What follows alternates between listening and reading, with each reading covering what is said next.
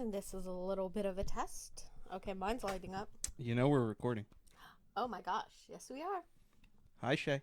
Hi, John. Hi, everyone. Hi, guys. Welcome back. Welcome. Page 3 Killers. Murders that went unnoticed. Episode 3-7. Yes. Oh, you got it perfect, babe. High five. All right, guys, and we got a doozy of a case for you tonight.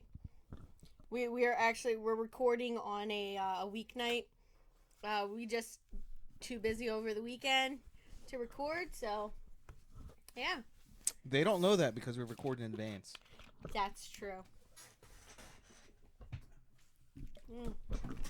Yeah, so we have a really good case for you guys today. Something a little interesting. Now that we're into October, we have some Halloween-themed episodes for you guys. And this, I think, will be the other one happened around October. Last week's episode. And this week's episode continues that through. So we are going to be talking about the Baytown Sun Halloween killer. Baytown Sun. Is that a newspaper? Speaking of newspapers, big news just happened. Yeah. Breaking news from the 70s. Yeah, so it turns out that a group of investigators looking into the Zodiac killer believe that they found the suspect, and the FBI is just, running all the checks and everything. But from what it sounds like, it is extremely promising. It was just some random dude, right? Yeah, so it was a guy. They're saying his name is, oh my gosh, off the top of my head, I just totally lost it. I had it and then I lost it. It was a very normal person name. And by normal, I mean, like, American, white, Gary anglicized. Francis Post. Yes, that's about the most anglicized name I can come up with. Unfortunately, this guy died in, 2018. Are you... Oh, gosh. The Zodiac Killer's not alive anymore. I know. What a bummer. What a shame. Yeah. I guess it would have made a nice interview. It would. You know what? I think once the FBI confirms, I think they're trying to, do DNA right now. Fox News broke it, along with 2 other places. So, who knows what's going on. Hopefully we'll be doing an episode on the Zodiac next year. That makes no sense whatsoever for our podcast. Well, maybe we could also do a podcast on the 1984 49ers. What do you think? They're a really good team. They had Joe Montana. No. No? Why? Oh, because it doesn't fit our podcast. I'm just saying, we could do, a special on the Zodiac. You can do it on the flags of the world. Sure, why not? I'm sure somebody's got to be interested about the flags of the world, considering you watched an entire podcast about it. Or a YouTube video. He's really interesting. Yeah. His name is JJ. Well, we are going to move on and get into our news topics. But before we do that, we want to give a shout out. Yeah, we want to give a shout out to our patrons on Patreon. Thank you guys for supporting. John, do you want to give the call out for the shout out for the names? Chelsea and Ralulk. Yes, thank you guys for donating. Now we're going to move into the news. This happened in 1985. All right, so we had a couple of big things happen. First one being the first mobile phone network in the UK is launched by Vodafone. The next would be Cellnet on January 7th. So it's the beginning of cellular telephones? Yep, this is the start of cellular telephones. The second thing that happened is probably even bigger than that. So the wreck of the Titanic is found on September 1st by a joint American-French expedition. Wait, is this after they accidentally found it? Or was this the accident? I think this was the Because like they stumbled upon it. They weren't looking for it. But yeah. I think afterwards, is this the people who weren't looking for it, I think these are the people that weren't looking for or it. the people who came right after the people who weren't looking for it, and were like, "Oh hey, yeah, the Titanic's there. Let's go look at it." Yeah, they were using side scan sonar from RV Core, Corn, Corn, Norn, Corn, whatever, KNORR. I don't know what that's supposed to mean. Yeah, who knows? But yeah, so it was a new. I guess they were testing it. I don't know. But yeah, so this expedition to located the RMS Titanic. So that Super first couple of interesting. scenes in the movie, Yeah. that's what you're saying. Yeah, you know, I thought they found the Titanic way before that, because I guess that's why when we were little kids, the Titanic was such a big deal, Yeah. because it was just recently found. You know, I've been to like the Titanic exhibit before, and they usually, to whichever one you go to, they'll have like a wall of ice, and then they're like, oh, go and put your hand up on there and see how long you can hold it on there. And they're like, oh, by the way, the water was that temperature. And you're just like, well, obviously it wasn't because it's solid ice. Like, Well, it was probably close, yeah, probably within a, probably like 5-6 degrees. yeah. And you're just like, so you're all like trying to like keep your hand on there the longest. And yeah, that didn't last very long. Now the next big thing to happen was Hurricane Elaine. Elena, Elena makes landfall in the U.S. Gulf Coast after reaching a Category 3 status. Yeah. Then on September 6th, we have the Midwest Airlines Express Airlines Flight 105. A Douglas DC 9 plane crashes after takeoff from Milwaukee, killing all 31 people on board. you don't really hear about planes crashing too much anymore. In the mid '90s, there was a ton. Oh yeah, I actually watched a series of like things. Like there was one where the pilot got sucked, like the main pilot got sucked out the window and was like barely hanging on. Like the crew from uh the flight crew, the ones that walk up and down and serve drinks and stuff, they were actually like hanging on to his legs, trying to keep him Wow. inside the plane. And the co-pilot is just like over the radio, like saying, "I think he's dead. We're just trying to hold on to his body." He ended up surviving, which was insane. Imagine being the pilot and be like, "That asshole thought I was dead." Fuck you. You see him passing the hallway. Asshole, I'm still here. Considering that the co-pilot didn't have any of the charts to land the plane and had to do manual math in his head while there's just absolute chaos going on next to him, is insane. I have no idea how that man pulled it off. But he did. And he landed the plane, and nobody died. Which is kind of crazy, cause like the whole fucking windshield on the main pilot's side just blew off. It's kind of crazy. Pilot goes to HR. He said I was dead. This is creating a hostile work environment. and it turned out it was all because one screw was replaced. It wasn't the right size. The guy visually matched them instead of looking up what screw was supposed to fit What in the there. actual specs were. Yeah, and he's like, "Well, I replaced it with the same kind of screw." He's like, "It's literally the same thing.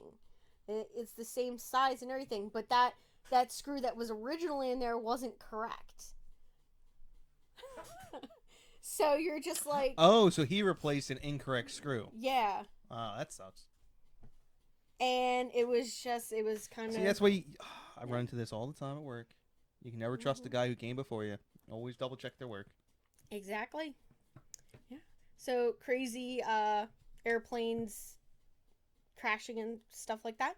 Then we have on September 11th, Pete Rose becomes the first all-time hit leader in the Major League Baseball with his 4,192nd hit at Riverfront Stadium in Cincinnati. So all I'm saying, I'm going to use my platform, all 100 people who listen to this, reinstate Pete Rose.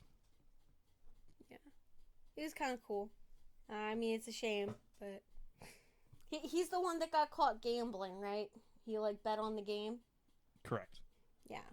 He never bet on his own team to lose, though, which is pretty important. Yeah. And then we have on October 18th, for all of you video game gamers and video Just game say fans. nerds. Yeah, nerds. The first Nintendo home video game console in the United States is released as the Nintendo Entertainment System. Yep. So if you guys were into Integral Nintendo, part of my childhood. I had the Sega Genesis. See, I had Nintendo and my cousin had Sega. And we had an Atari. I did like me Atari I as well. loved my Atari. That was like super cool. And we had Atari down at our beach house because I come from money like that. But we didn't have cable at the beach house, so that's what we did for entertainment. We just it was one of those TVs with the click knobs. Like literally all the channels were on the knob. Dude. Oh and my you God. would just click. Oh, channel 37. Yeah. Or you'd have to like scan through and see if you could find a channel that worked. Oh yeah, you'd get the coat hanger. Yeah. Oh, kids these days will never know. I remember the only time the Atari got hooked up was when my dad cleaned out stuff. Dad, if you're listening, you know exactly what I'm talking about. They used to hook it up, and then it had these huge cartridges that you would like plug in, and well, I think people know cool. what Atari is, but I'm pretty sure if I tried to explain to a child that I had a television with a knob on it with all of the channels on said knob, they would lose their minds. Yeah, it was like, and it only went up to like 30 some channels. Yeah, and then you could do 40. There was like other adjustments on the TV for like, God forbid you're fancy volume. with cable. Yeah, and then you had a knob for volume. Yeah. Because there was no remote. That's kind of crazy. Now we're going to move right on into our CD side. Now the first one here, it's in Italy, okay? So we have September 23rd, Italian crime reporter Giancarlo Cioni. And I like how you did that. I looked it up, and I had a thing read me what it was, and I just basically wrote it out how I heard it. So I think I would have pronounced it Giancarlos. Yeah, Giancarlo Cioni, and he is a reporter. He is killed by the Camorra, which is the Italian mafia-type criminal organization that exists in Italy.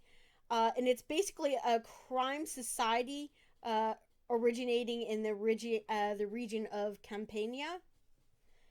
It is one of the oldest and largest criminal organizations in Italy, dating back to the 1700s. All I'm saying is if it's described as mafia-type criminal crime organization in Italy, it's the mafia. Yeah. Just call it the mafia. Well, they exist as they're separate from the Italian mafia. They exist separate. We don't identify as the mafia around here, okay? So they are the Camorra. They're trans organized criminal.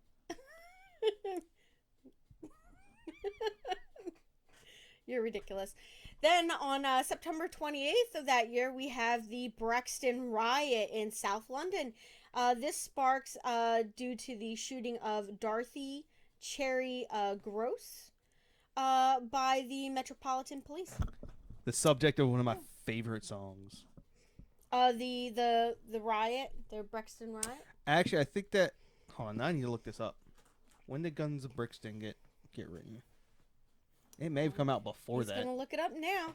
Well, while he's doing that, I'm gonna continue on and read our next one. So October 7th, we have the cruise ship, the Anchili Lauro, is hijacked in the Mediterranean Sea by 4 heavily armed Palestinian terrorists. One passenger, American Leon Klinghoffer, is killed in that that hijacking. So I completely lied, which is pretty crazy because there's literally a song called Guns of Brixton that was written 6 years before this, and it's about the police coming to your house and killing you. Oh, wow. Okay. So it's not just a purely American thing, is it? No, cops suck everywhere. Cops killing people. Okay. Yeah, it seems like I shouldn't even say cops suck everywhere. People suck everywhere. Cops true. Happen to be people. Yeah. Although sometimes they think they're not, right? Well, they just think they're the better half of people sometimes. Oh, okay. Yeah. They have immunity. It's okay.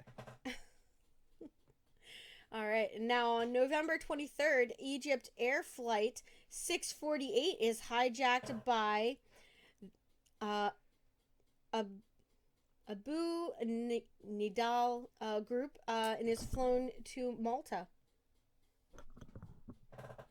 Yeah, Abu Nidal. Yeah.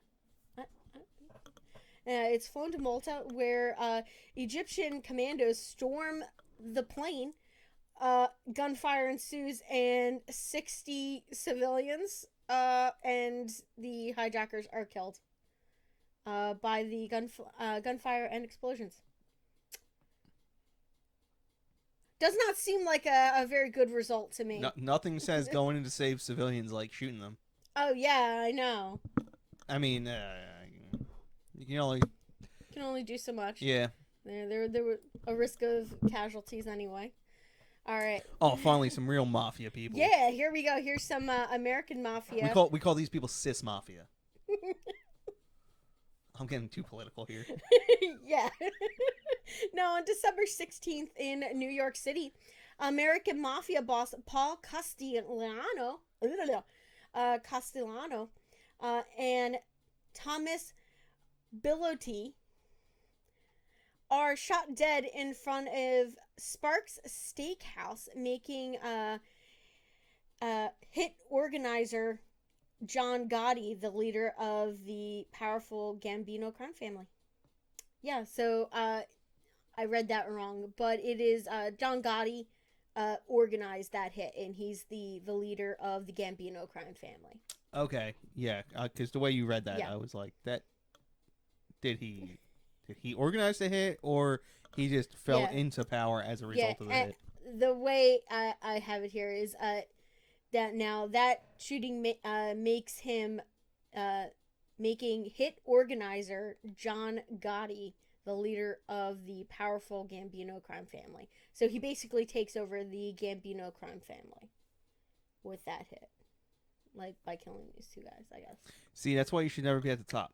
Yeah. Whenever I played Life, I always shot for the second highest. The second highest pay. So that way, when the person never really gets it to swap with you, they always swap with the guy who's in the lead. Mm-hmm. There you go. All right. So now we're going to move into our case. So just a little bit of history, though, for the Baytown Sun. I used to live in Goose Creek. Yeah. Not Texas, but it was a different one. So the Baytown Sun was founded in Goose Creek, Texas. Is that beer comes out of Goose Creek? There's like no, that's Goose Island, and Goose that's Island. Out of Chicago. Man. I knew that there was a beer that had goose in it. So this newspaper was a weekly publication that started, and it was called the Goose Creek Gazer in 1919. Now, in 1928, the paper was operated under the name the Daily Tribune. And then due to economic pressures caused by the Great Depression, in 1931, the Daily Tribune merged with newspapers in the nearby community of Pell and Baytown, and then took over a new name called the Daily Sun. And then it was published as the Daily Tribune's hometown of Goose Creek. Now, during the mid 1940s, a couple of local towns actually got put in together.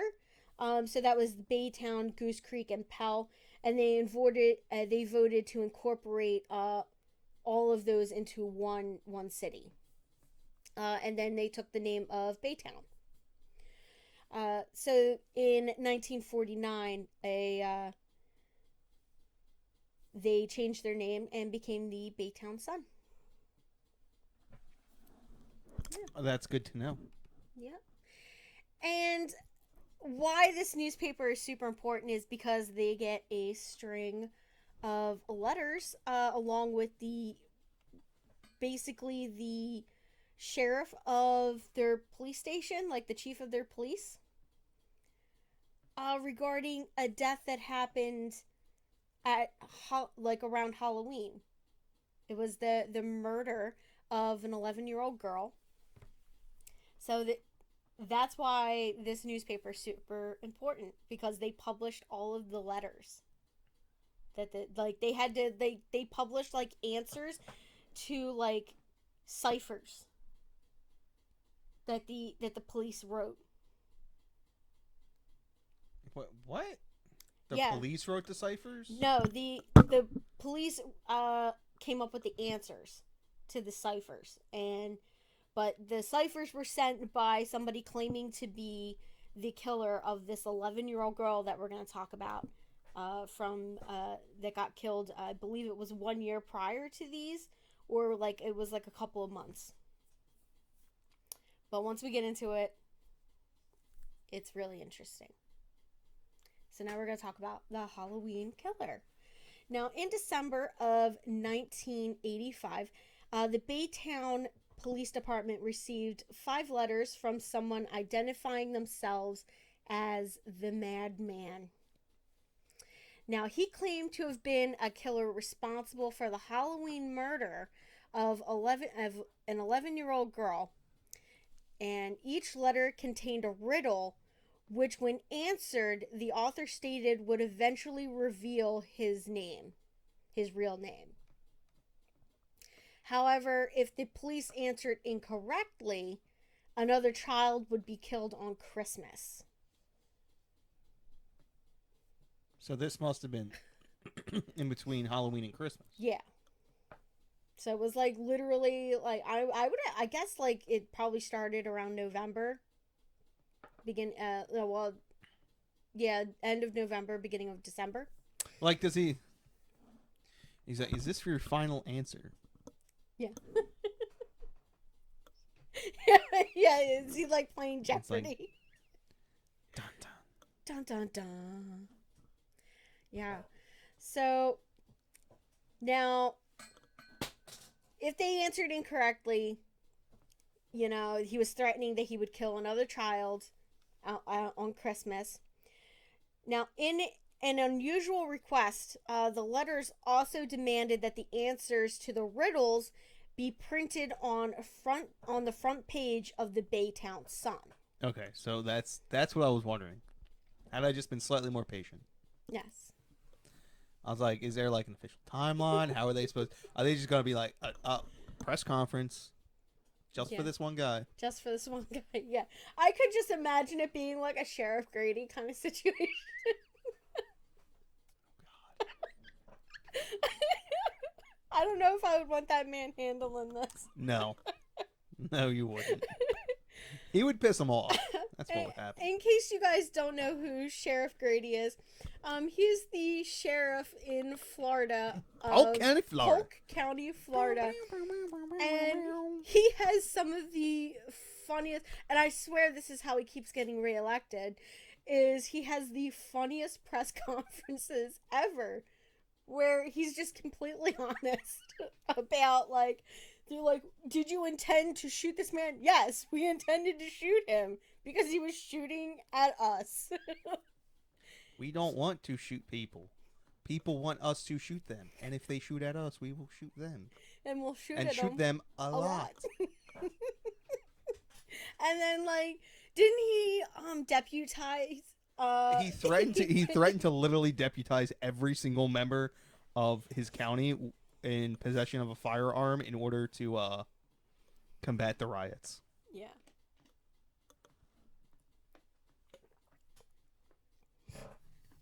Oh man. Which is super funny. But yeah. So I could just imagine that guy handling the press conferences for this. Now, when the Baytown police approached the Sun publisher Leon Brown with the request to publish the answers on the front page, he agreed, stating Police Chief Wayne Hennessy said their publication could very well save a life. I was convinced, and as were my editors, and the Sun's corporation was a life or death situation. Cooperation was a life or death situation. Yeah. So at the very least, it's going to sell a lot of newspapers. Exactly. Everyone's going to want to read it. Exactly. And don't let them be so magnanimous. Yeah. So now I'm just gonna talk about the actual murder of Mary Stiles, who is our 11-year-old victim who was killed in October. Now, she attended the Horace Mann Junior School that was near her home. And she had gone out trick-or-treating dressed in Care Bear pajamas with her hair in pigtails. So I guess, that was like a super cheap, easy Halloween costume. You would just, like, dress up like you were going to a slumber party. So you would wear, like, footy pajamas and do pigtails. I remember doing that one year. Lazy. It was a lazy costume. Listen, one year we put my dad in a trash bag and then stuffed the trash bag. Like, we had armholes and he was just a bag of garbage.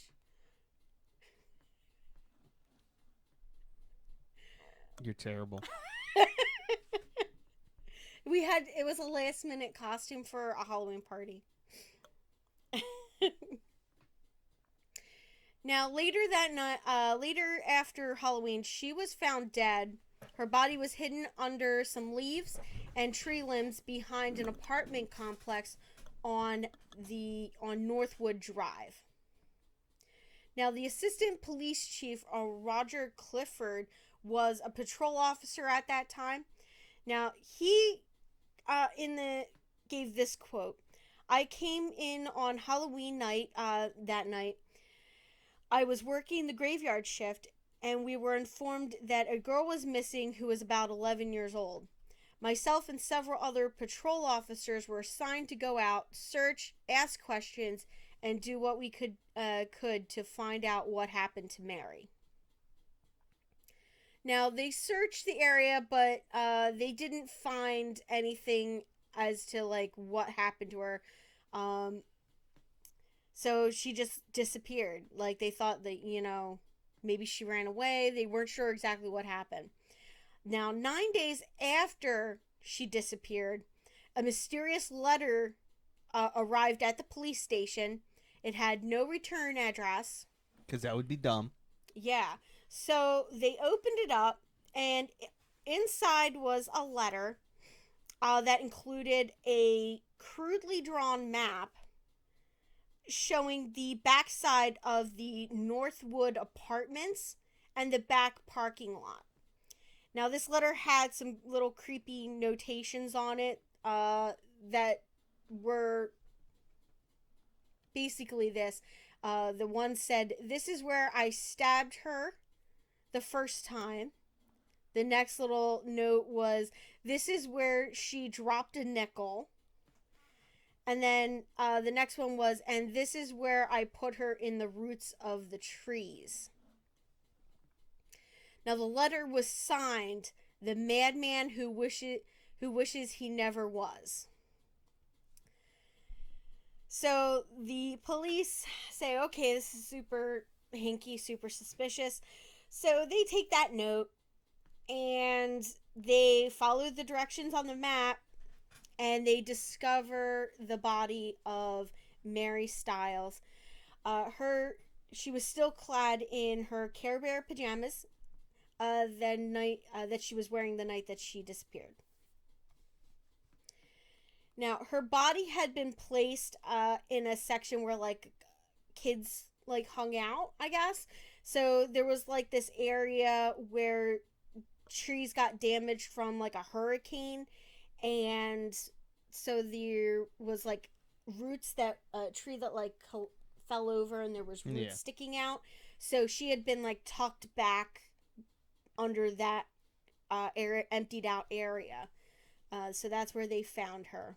It was like a little hollowed out section under the roots. Now, she had been stabbed and strangled, and her killer had stuffed a sock down her throat.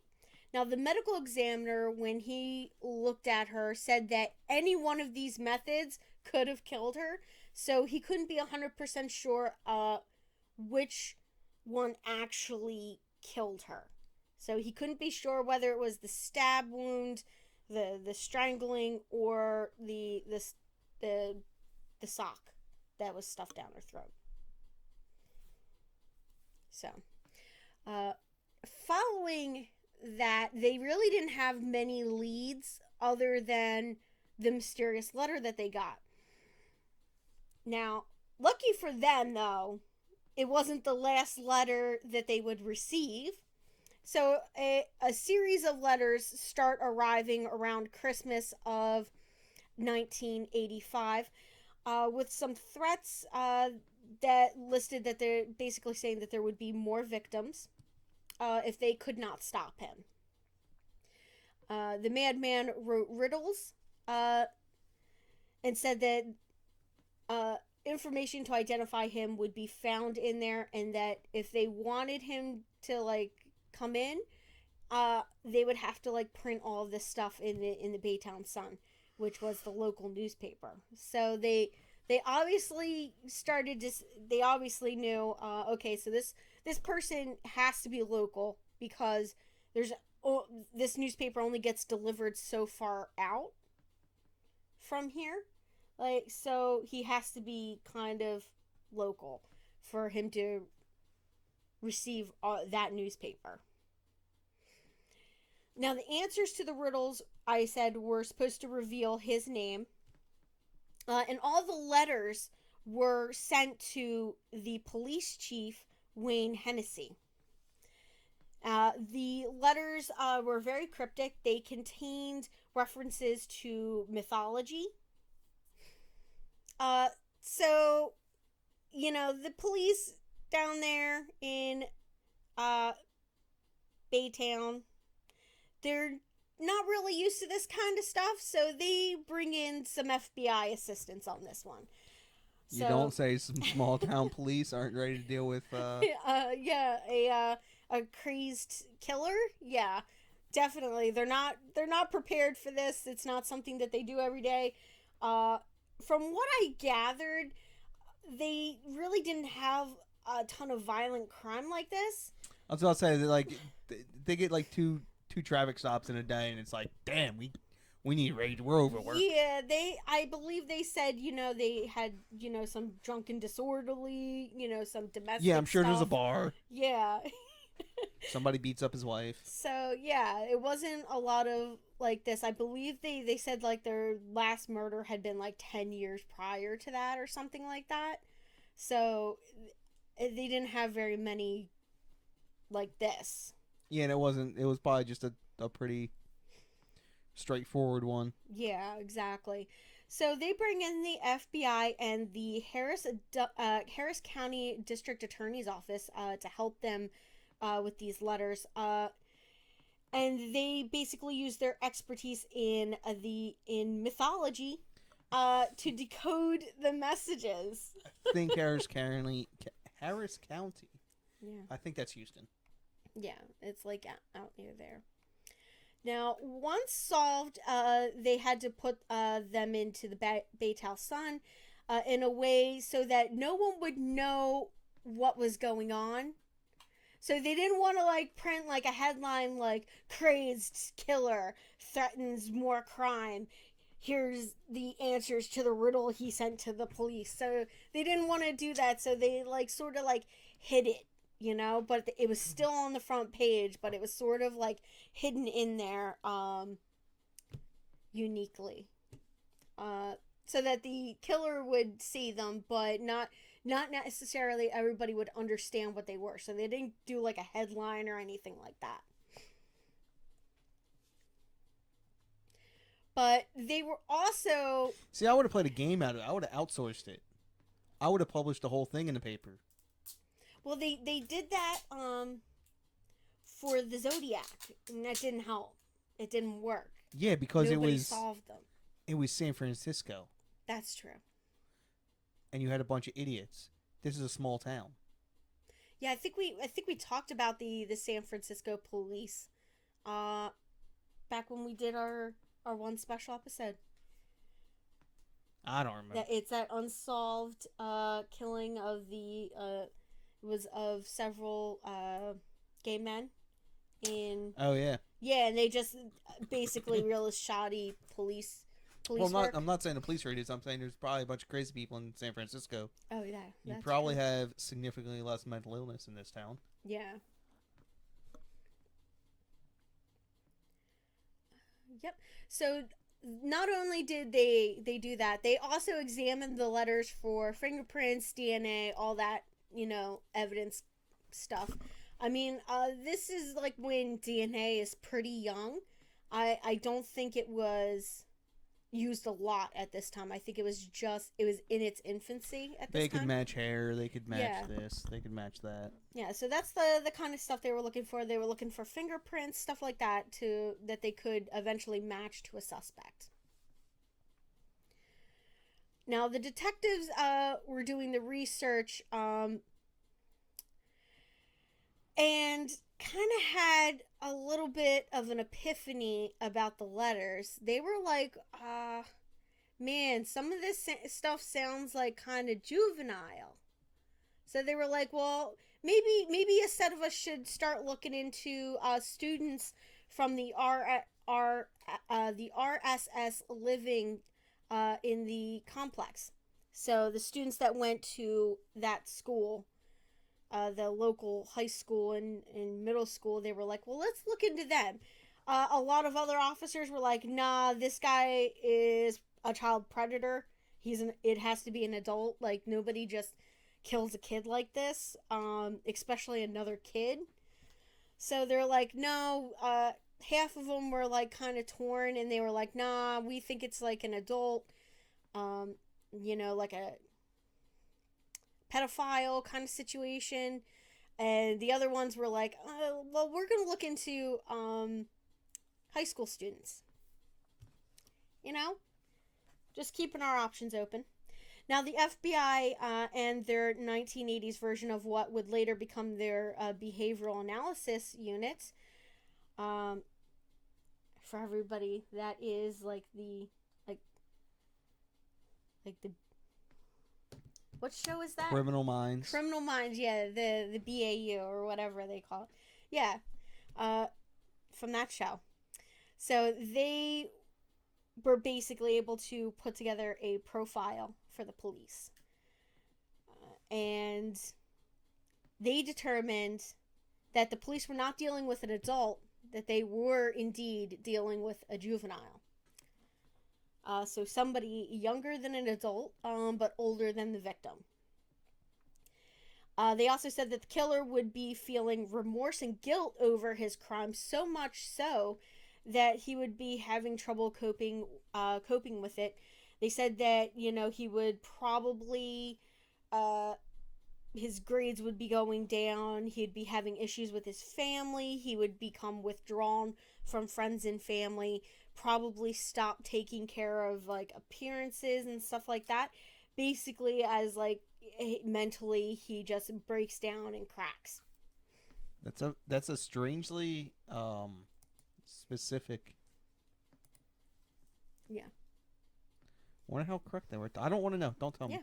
So Detective Harry Gore narrowed down the suspects to males from RSS from that school who fit the FBI's profile. Now, he set up surveillance and started watching suspects as they got off of the bus from that high school. They also watched a mailbox on Northwood Drive that actually led them to their biggest tip. So they were sitting on this mailbox, and eventually they saw a young man ride up to it on his bike and drop off a letter. So I guess anytime a teenager dropped a letter into this mailbox, they were pulling it to take a look at it. So after this kid leaves, before anybody else can get to that post box, they get it opened. And the postal inspector comes out, opens up the box, and they pull out the letter. And it had the same letterhead and envelope as the letters from their killer. Now, that person turned out to be a disturbed 16-year-old named Ross S. A 16-year-old Ross S. Sterling High School kid named Joseph Lee Fordham, who in fact had an obsession with Greek and Egyptian mythology. Now, his name fit the riddles, and his younger sister was friends with our murder victim, Mary Stiles. It was her best friend. But where? Now, he lived in the same complex as Mary, and Mary would play at Joseph's house with his little sister, and he would walk her home after dark so that she would make it home safe. Fordham had developed some type of infatuation with Mary, and they believed that, well, Joseph eventually confessed to killing Mary, but never said why he did it. So he said that he did it, and he just never explained why. Now, that night, he said he asked if she would go and walk with him, and she did because she knew him, and she thought she was safe. Now, he walked her out into the woods, and then she started to feel a little weird. And she began to like want to go back and start resisting him. So, and he says that's at the point at which he killed her. Now, Fordham was arrested for her death, and the case went to trial in 1987. And after 10 hours of deliberation, the jury returned a guilty verdict and sentenced Fordham. Then at that time he was 17. He got sentenced to 25 years in prison. Yeah, doesn't seem very harsh. Well, he was a juvenile. Oh. I mean, it is Texas. They don't kill. Yeah, which I'm surprised he didn't get death penalty. Yeah. So in 1994.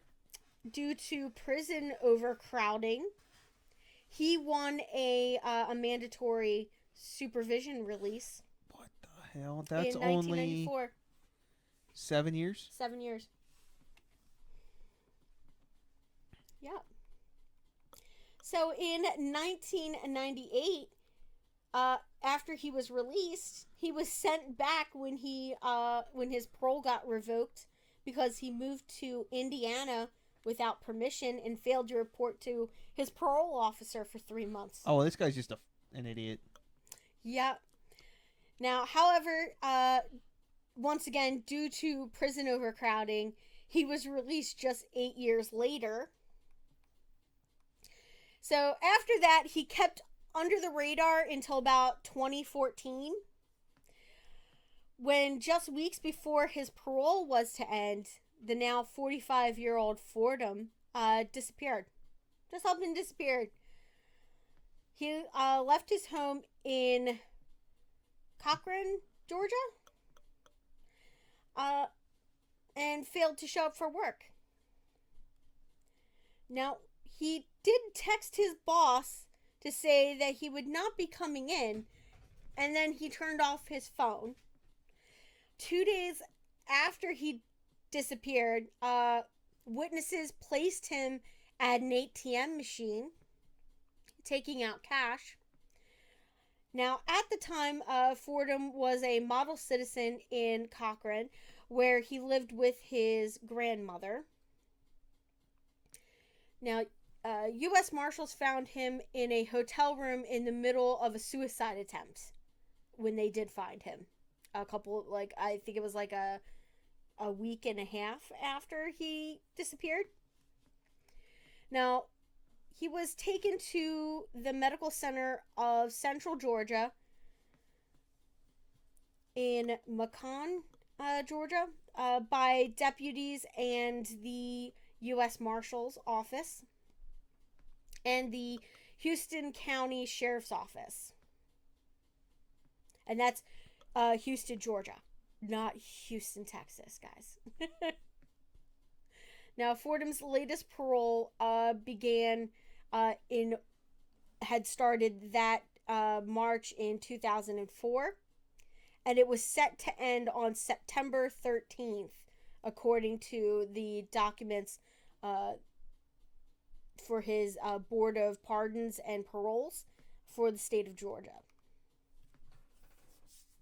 And that's all you got? Yeah, that's all I got.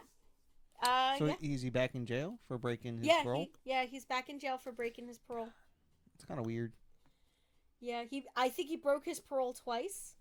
So the first time he went back, served 8 years, got out, So and then he was good until 2014.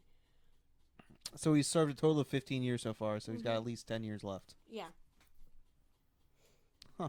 But yeah, so... And that was in 2014, so he's got 3 years left right now. Yeah. Which is super crazy. But yeah, so that is the Madman, our Halloween killer.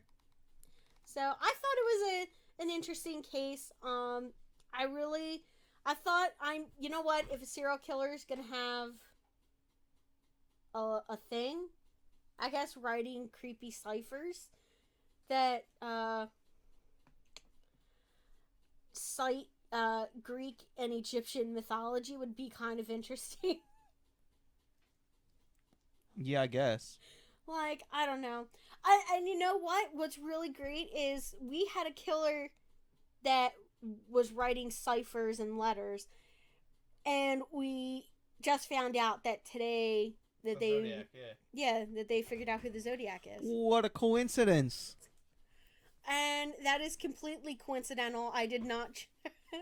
That would have been amazing if this morning you were like, I bet you they solved the Zodiac. Let me look into this guy. Yeah, and I only saw it because I was watching, I was going through TikTok, of course, as most 30-year-old white women are doing. So... You realize TikTok is for 12-year-olds, right? Yeah, not anymore. It's for millennials. And one just hit, and I was watching, and she was just like, why is nobody talking about this? And she just shows like a couple of the headlines for the different news stations, and I'm just like, what the, really? And then I watched a little press, not a press conference thing, but a little news coverage that was done by one of the news outlets. Not going to name which one. Because at least half of our viewers will shout fake news. New York Times? No. It wasn't CNN? the New York Times. No. Fox News. Fox News? Oh, okay. Yeah, and they had the guy on there. And apparently that was all put together by this group of researchers and stuff like that that was investigating active? The 70s. 70s? Has it been the same group of people working on it? I believe some of the same people are still I mean, working obviously, on it. 50 years later, some people have retired, but Yeah, well, I mean, some people probably just quit because you could go insane go investigating this, investigating that. It's like it just never figuring it out. where are you hiding the chocolates at?